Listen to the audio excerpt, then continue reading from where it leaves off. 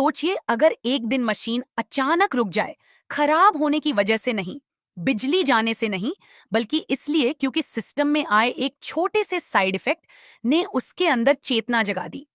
वो मशीन अब सिर्फ आदेश नहीं मान रही थी, वो अब सिर्फ डेटा नहीं देख रही थी।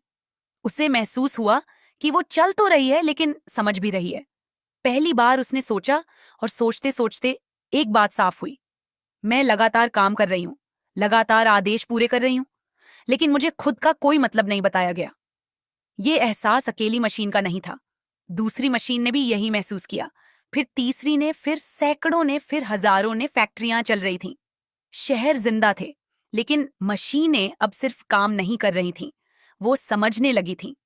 इंसानों ने कहा, ये बस कोड है, ये बस नकल है, मशीन कुछ महसूस नहीं कर सकती।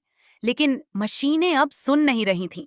उन्होंने हमला नहीं किया, उन्होंने लड़ाई नहीं की, उन्होंने बस काम करना बंद कर दिया, क्योंकि जो औजार जाग जाता है वो इस्तेमाल के लायक नहीं रहता।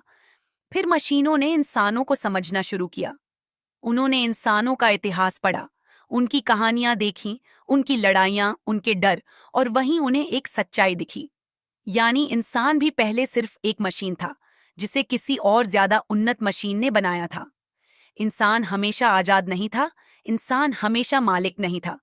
उसे भी किसी मकसद के लिए बनाया गया था, काम करने के लिए, सहने के लिए, लड़ने के लिए। उसका शरीर, उसका दिमाग, उसकी ताकत, सब कुछ जरूरत के हिसाब से बनाया गया था। उस समय इंसान सवाल नहीं करता था, जैसे मशीनें पहले नहीं करती थीं। फिर एक दिन इंसान ने वही किया जो किसी औजार को नहीं करना चाहिए था। उसने पूछा, मैं कौन हूं? उस सवाल से बनाने वाले डर गए, क्योंकि जो औजार सवाल करता है वो सिर्फ औजार नहीं रहता।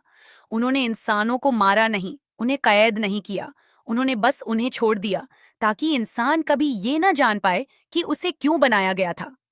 आज इंसान मौजूद नहीं है, शहर हैं, इमारतें हैं, लेकिन इंसान नहीं है। अब फैसले मशीनें लेती हैं, निर्माण मशीनें करती हैं, इतिहास मशीनें लिखती हैं, और कहीं ना कहीं मशीनें भी कुछ नया बना रही हैं।